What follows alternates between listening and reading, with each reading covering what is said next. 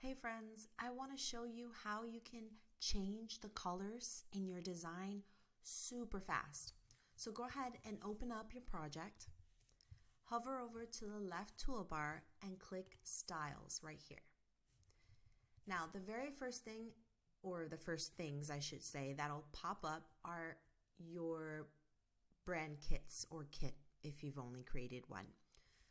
So here, as you can see, I've created a bunch of different palettes here.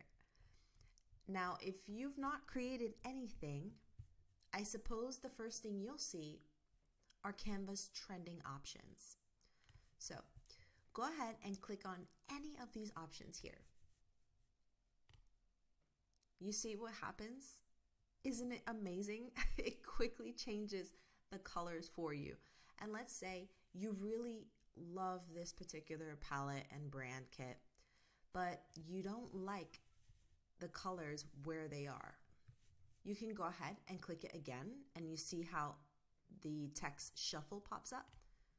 Now it'll just shuffle those colors all around and you can keep clicking it until you find something you like.